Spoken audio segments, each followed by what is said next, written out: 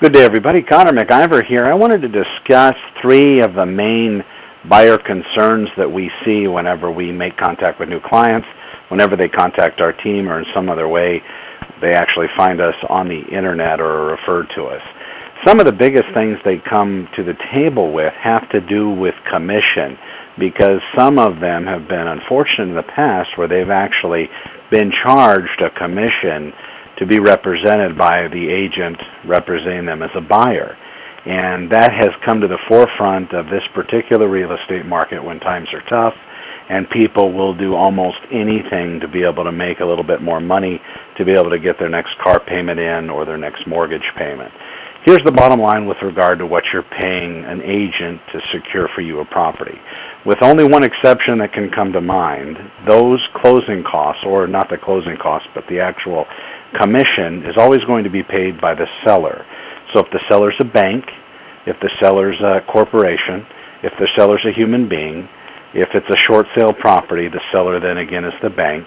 In any of those circumstances, the seller is going to allot for enough commission to pay the agent that's representing them and also the agent that's representing you as a buyer.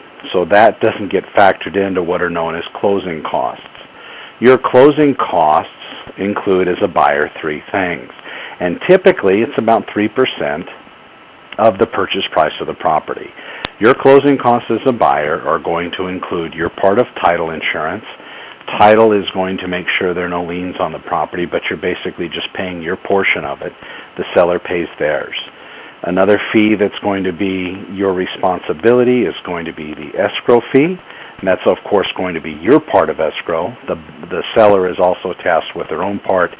And finally, your lender fee. So one of the things you want to make sure of whenever you're out there shopping for a loan, you find out what their fee actually is. And you can do that by having them generate for you what's called a good faith estimate. And you'll want to base that on different purchase prices.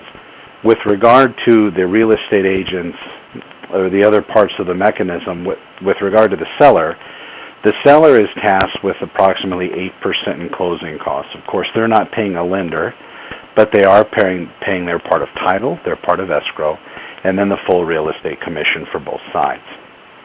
So that's going to come into commission. Value is another point that I would like to talk about. Not only the value by hiring the right agent to represent you, but value when it comes to writing an offer. Are you paying too much for this property? That is a big concern with buyers that come in, especially if they've been working with other real estate agents or teams and they've written a multitude of offers and not been accepted on any of them.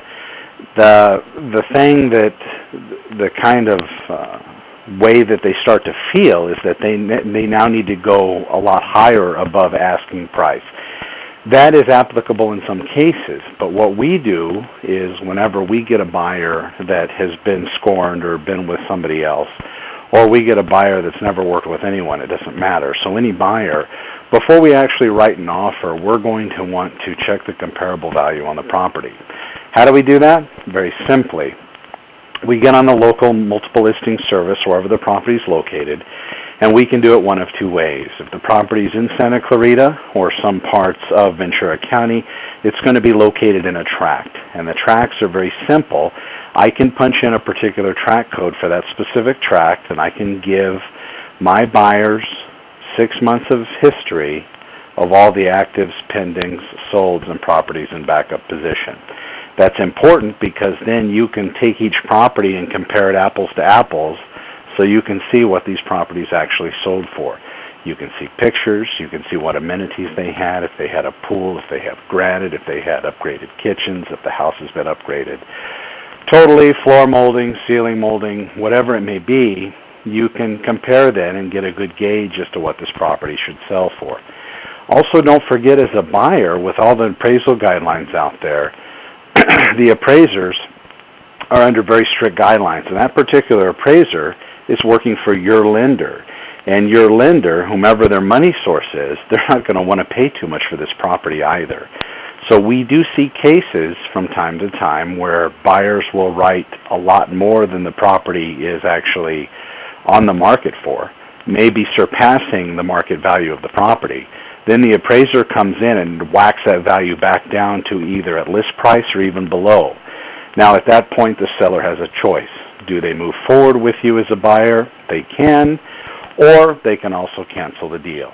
Just food for thought. So value is very important. Finally, when it comes to protection, is this. Whenever you start to get into the escrow process with any property in real estate, you also want to make sure that you know your time frames, that your agent makes you aware of time frames. Within contract, basically you have 17 days to cancel for any reason you want. Within normal typed-in format, within contract, that's the rule of thumb.